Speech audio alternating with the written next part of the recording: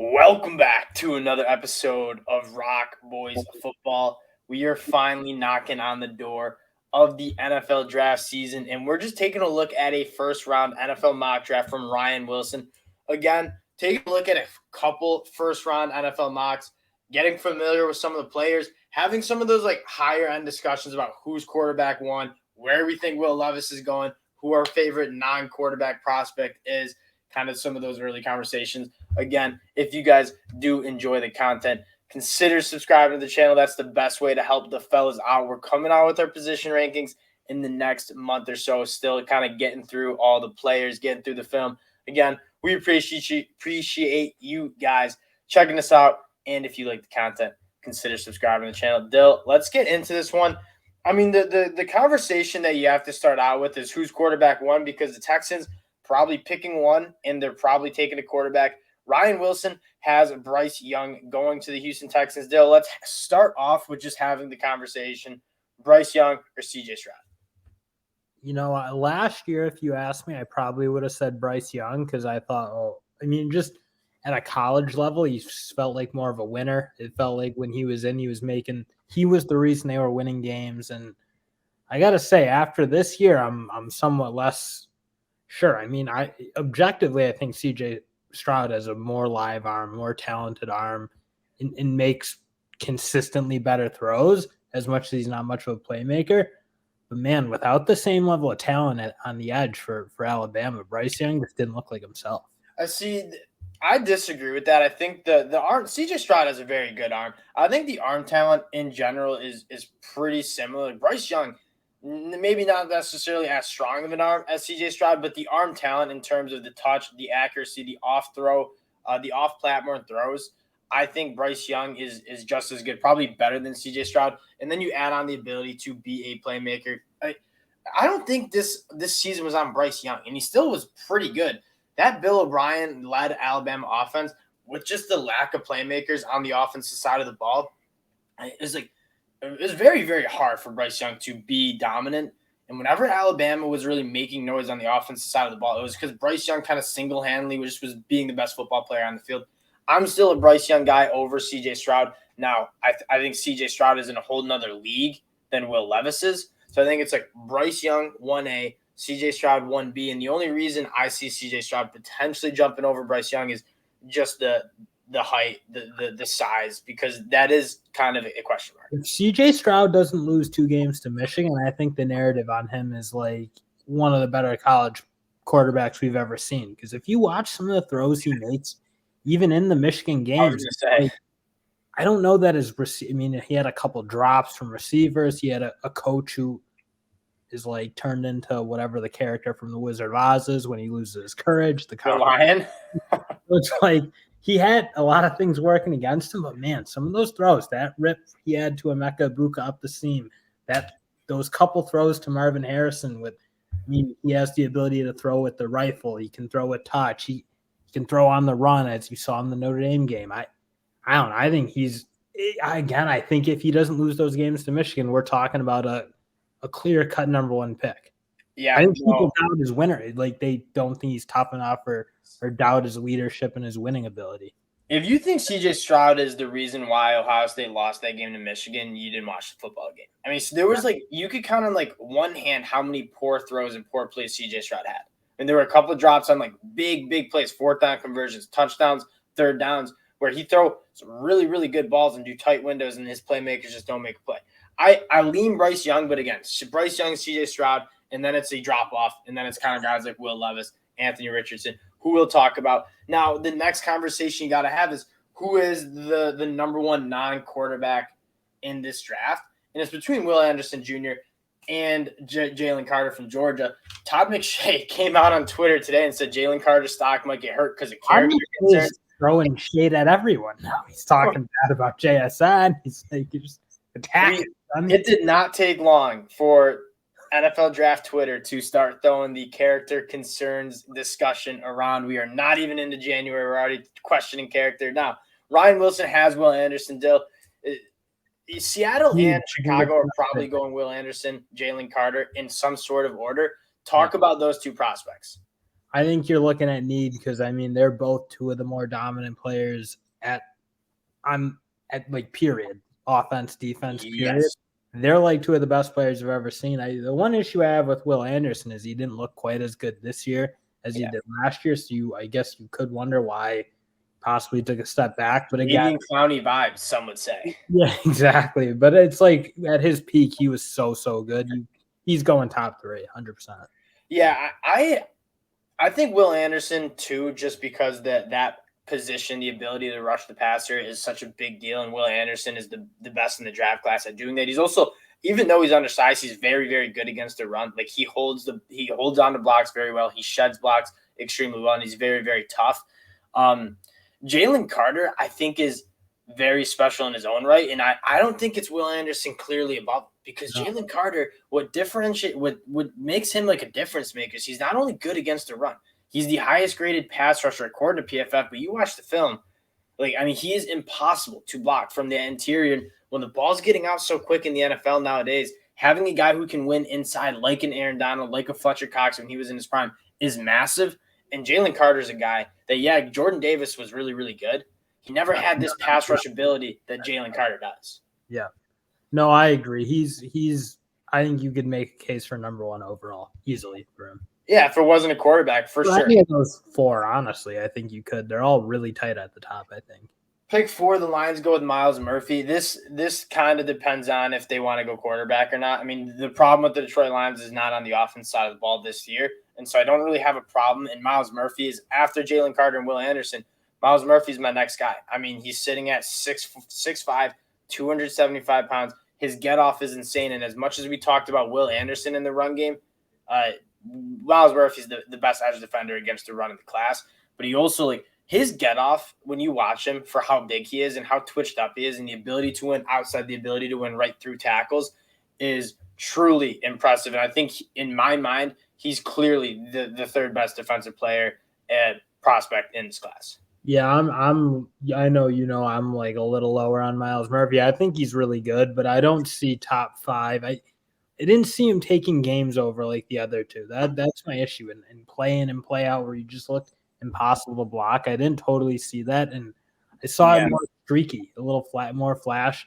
And I'm not sure he's as flexible or as smooth as you'd want, as good of an athlete as he is. Yeah. I'm not sure he's as fluid as the Von Millers and those guys who were really, really great. But again, I think you'd be hard pressed to find the third better edge rusher. And he's explosive and big, and that's going to win you a lot of pass rush snaps. Kind of like Travon Walker, kind of in a way, in the sense that Travon Walker didn't really have that bend, but he's really strong and he's really fast off the ball, and that's going to win you a lot of ways. Tyree Wilson is a very interesting pick, specifically for the Eagles. I don't really get it because you're kind of in win now mode for the next couple of years when you have Jalen Hurts on the rookie deal and you have such a talented team around Jalen Hurts, and you look to be the best team.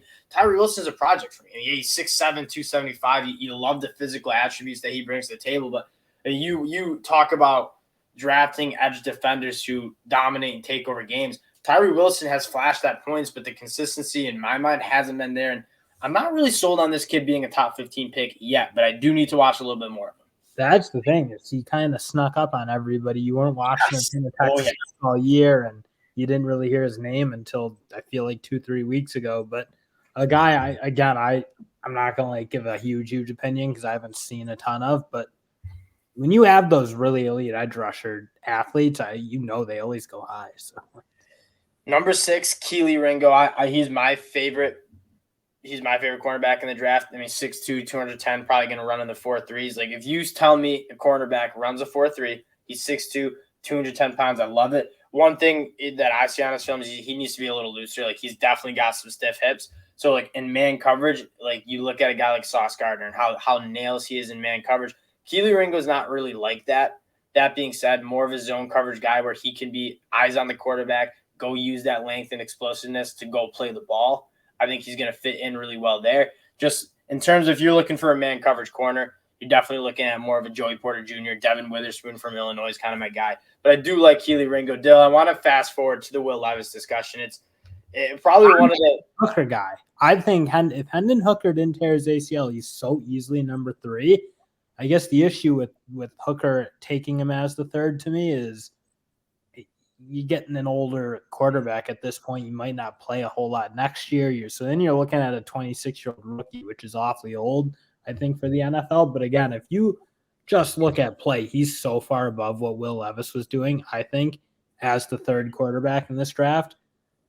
It'd be tough to pass up, I think. Will Levis and Anthony Richardson are getting extremely lucky being like the 3 and 4 quarterbacks. Is out after Bryce Young and CJ Stroud, which, by the way, CJ Stroud hasn't even gone yet in this mock. And if you take CJ Stroud over Will Levis, you're insane. I get teams are going to fall in love with the traits. Like Will Levis and Anthony Richardson both have Howard serve arms.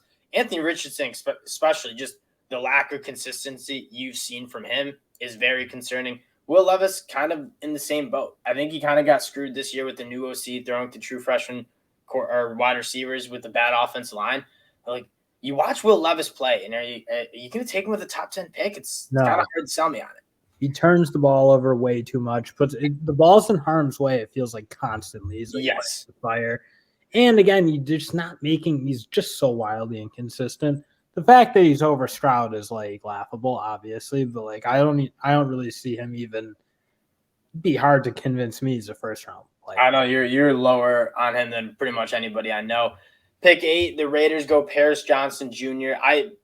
You could sell me. I mean, Peter Skoronski, Broderick Jones, Paris Johnson Jr. are kind of like my first round offensive tackle locks. Quick question: would you take any of those 3 above any of the top 3 from last year? Because I don't. No. I think those top 3 are like quite a bit better than these 3 who are coming out. And I think Paris Johnson, like, he kind of makes sense here because I think those 3 you mentioned they're right around each other. I think Skoronski right now is probably playing the best football, but when you see Skoronski go against the athletes of Penn State, you saw he's teetering on the edge of like, can he keep up with the Von Millers? I think Paris Johnson, Broderick Jones, you see when they're playing and they're on, they could do it. But again, you don't see a ton of consistency from either of them. And Paris Johnson Jr., I talked about this on the last draft we did. Peter Skoronski's played the best tackle. Broderick Jones is probably that middle guy. And then Paris Johnson, I think, has the highest ceiling. Like his athleticism,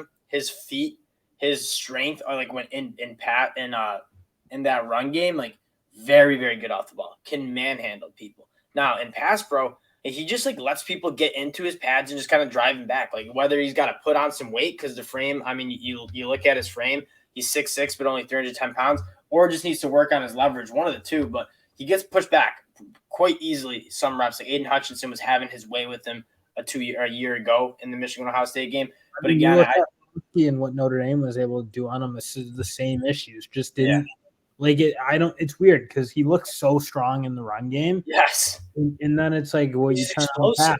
Why are you getting pushed around so consistently? And again, letting guys get their hands on you and I don't know. I think he's just got some things to clean up. But again, he's probably the guy who, if any of them is going to be an all-pro, it's probably going to be him. I agree. I think he has a high ceiling in this class by far. CJ Stroud, pick 9. We already talked about him. If the Carolina Panthers get CJ Stroud at pick 9, that'd be such a lock. Still, Jared Verse, this is a very interesting. Like, I would take Jared Verse over Tyree Wilson and wouldn't think twice about it. Jared Verse didn't really even play healthy. Like, a lot of people had the question of how can he go from Albany and jump up to that Power 5 ACC level in 1 year. He did that easily. You watch like when he's fully healthy against that LSU team, granted some pretty bad tackle play from LSU this year, Jared Verse was unblockable and then dealt with some injuries. But when you saw a healthy Jared Verse, he was an absolute freak. Well, the one thing I'll say is like the tackle play at LSU actually kind of looked like it was way better for like the rest of the year. I wonder if Jared Verse was minimally bad. Cameras on Florida State, and they were making a lot of teams look, especially when Verse was playing. Teams struggled to block that front.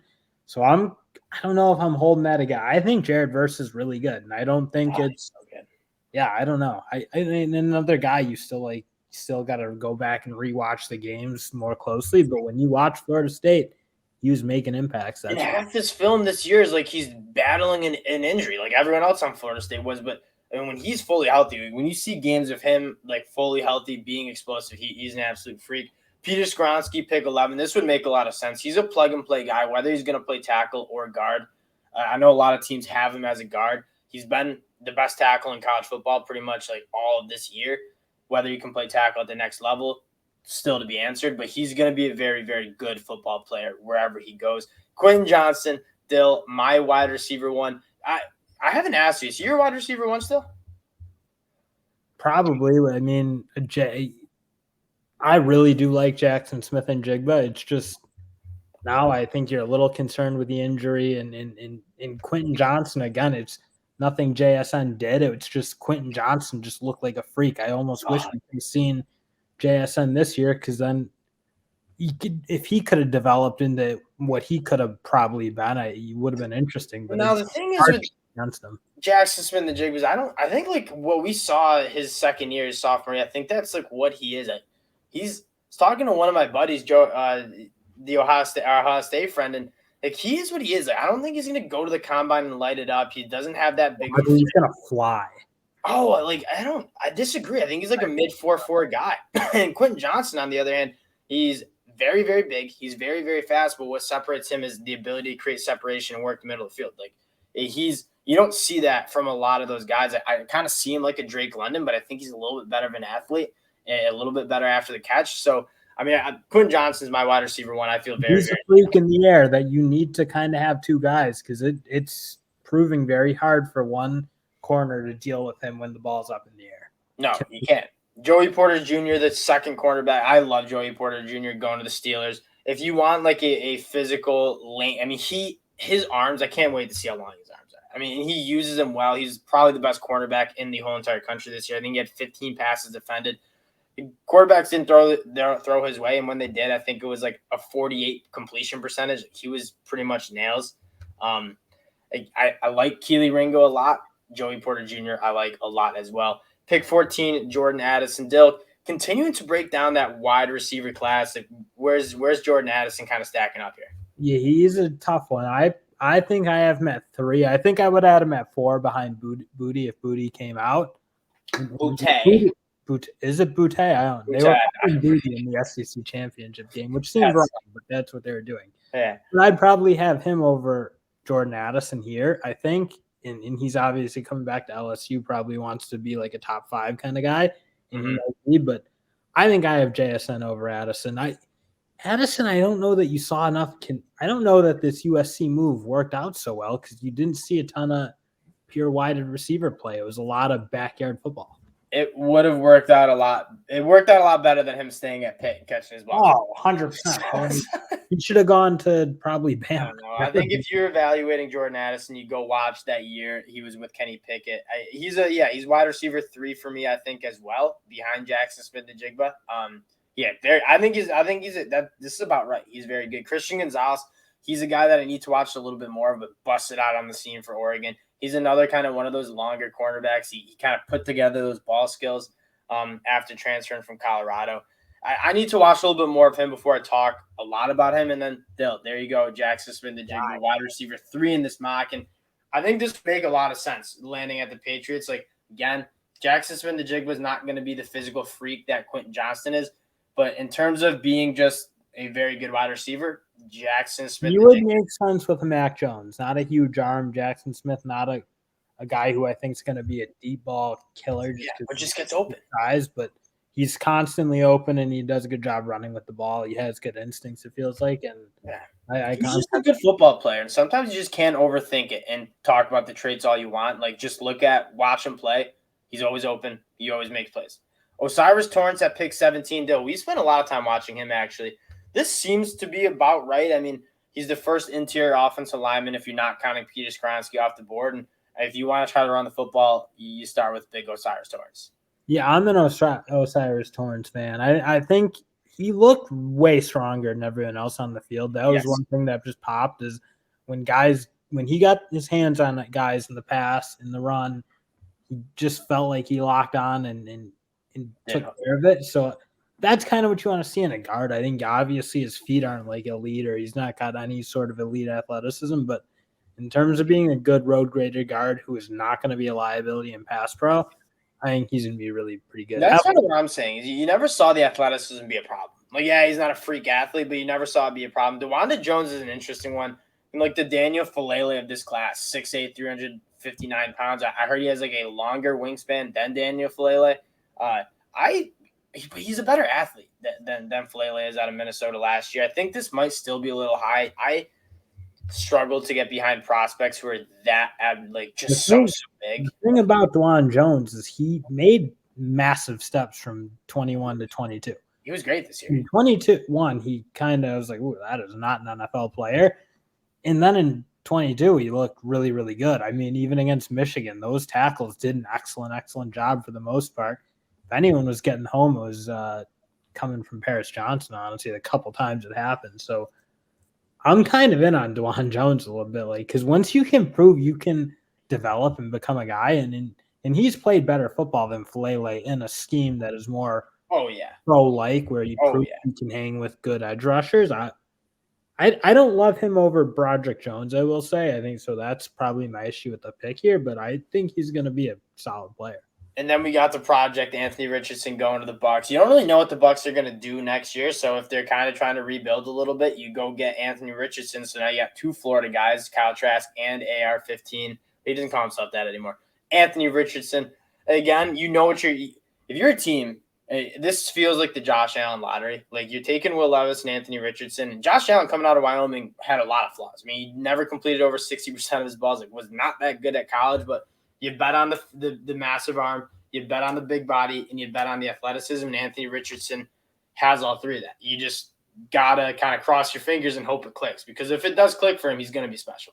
I don't know. I feel like the Bucs would have like a little, what, are we getting another Josh Freeman situation? Because a similar kind of sense is you had a big rocket arm quarterback coming out of a college who never played great college football, but had the traits. And I mean, Anthony Richardson's a far better athlete than Josh Freeman, which will certainly help. But I think it's a hard sell when you saw the play from last year. And again, you can put a little bit on his wideouts because they gave him very little help at Florida. But I don't know. I wish he came back and you got to see put it together a good year of playing kind of who he can be. And I think he's trying to take advantage of, Hendon Hooker tearing his ACL, and then it's the quarterback class outside of Bryce Young and CJ Stroud ain't that great. So it's take your shot. Michael Mayer going to the Chargers. Tight end 1, I think that's pretty clear. It's just the discussion goes, how high are you willing to take a tight end? Michael Mayer is a very good blocker. He's very good over the middle of the field. He's got great hands. He's a great player. Is it worth taking a top 20 pick is the question. Yeah, is he gonna have the size and that of Gronk? I don't think he's got that, because he's obviously a few inches shorter and a little small, like stocky, but he's not got the same length and that ability to go over the top. And I don't think he's got the athleticism of a Travis Kelce. So he's not as smooth as Travis Kelce. It's hard to find a guy you would take that high at tight end. And if you can find it, like Kyle Pitts, I think you do it. I'm not 100% sure that's Michael Mayer. But yeah, talking with another friend about the draft, it's like you talk about a tight end. Has there been a tight end where you draft this high that you've looked back and said it's worth it? I mean, Kyle Pitts, the jury's still out. I don't think he's got a fair shake, but TJ Hawkinson, no. It's kind of hard. I think everyone's kind of looking for that. Or Kelce and Gronk would have been the only two in the last 15 years or so. I'm kind of with you on that. Jalen Hyatt, I don't like this pick at all. I mean, Tennessee's looking for kind of a burner. Jalen Hyatt is the guy that wins vertically with great speed. He has tracked the ball down the field. It's just it's really hard to sell me on these Tennessee wide receivers because I think the scheme was so good. Jalen Hyatt was massively productive in that Tennessee offense, and most of his highlights and big plays came busted coverages. It's not like he's shaking anyone out of their socks or anything. He's just wide open catch and run. He's probably gonna need to run a really fast time, I think, and show something that he's a freak athlete. But even if he does, say he does run a 4.3 flat, which I think he certainly could. You didn't see anything outside of the vertical game out of Jalen Hyatt, and I just don't know if I'm using this high of a pick on a guy who's just fast vertically down the field, because historically that you got to have more to your game than just speed down the field. Cam Smith at 22 to the Commanders.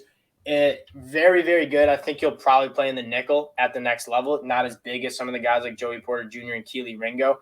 That being said, very good football player. Gets a little handsy at times. I think he's one of the leaders in pass interference penalties.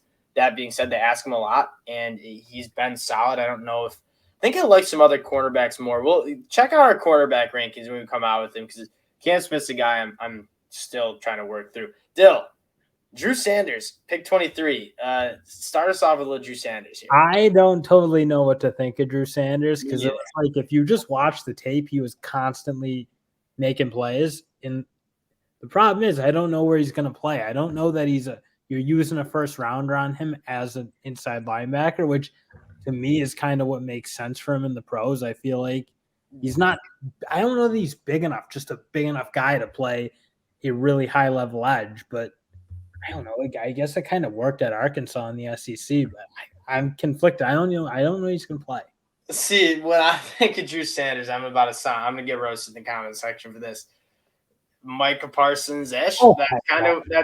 That's how Arkansas used it. Like, kind of like that middle linebacker role, off ball. And then on third down, you blitz him off the edge, and he was very good at it. 30 pounds smaller. Now, this is what I'm saying. This is what I'm going to say with this. That Arkansas used him like Micah Parsons.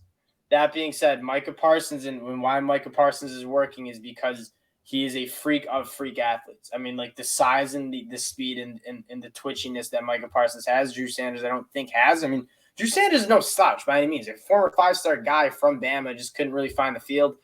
Drew Sanders was great this year. I don't know if – you got to know what you're going to want to do with it. You can't be much less than 250 pounds playing on the edge, I don't think, in the NFL, and he's way under that. 230. I think he's a little bigger than 230. I'm interested to see what he does with his body.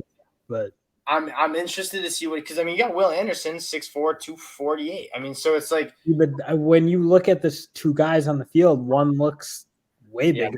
One looks the part, one not so much.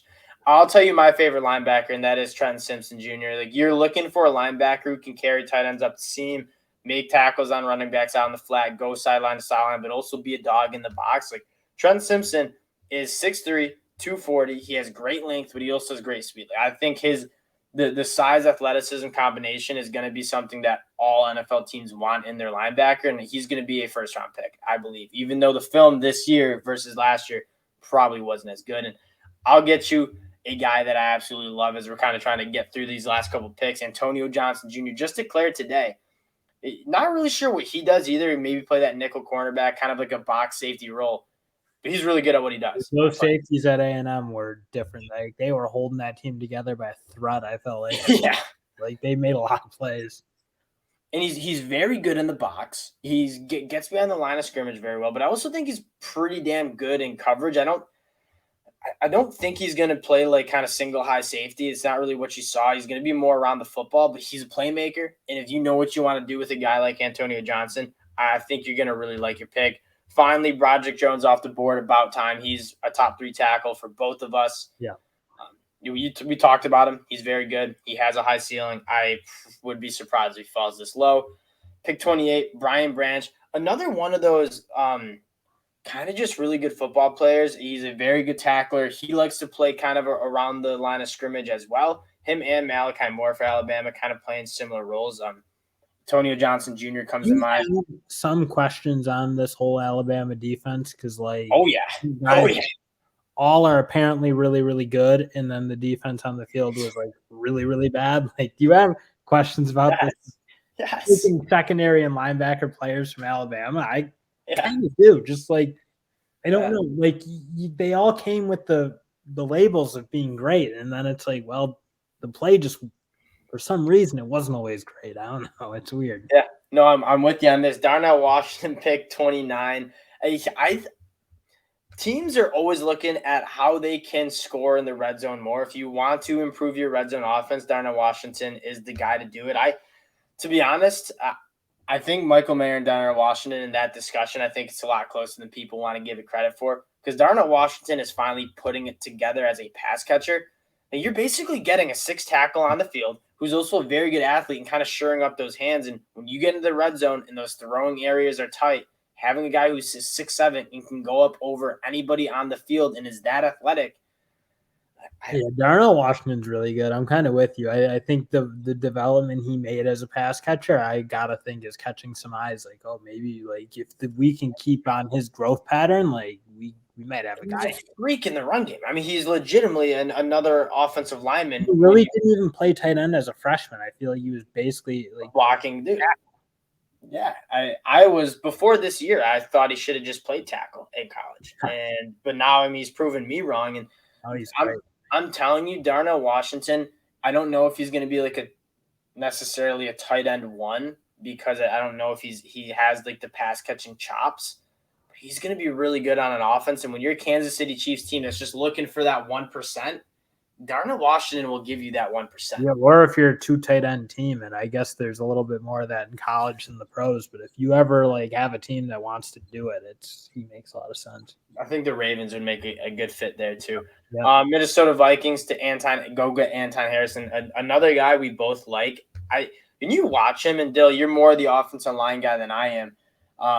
The technique probably needs to get cleaned up, but the athleticism and strength, you don't have a question about. See, I love him. I honestly think just pure production wise, and granted, he might have been all the offensive linemen. He might have been a little bit of a weaker conference in terms of who he was playing wise, but he was better play than Paris Johnson and Bryce Jones, in my opinion, just consistently doing it. And I think you're right. He doesn't look as clean maybe as like your Charles Crosses or some of those guys or that type of guy, but I mean, big, really athletic, and I think you're right, just strong as Knox.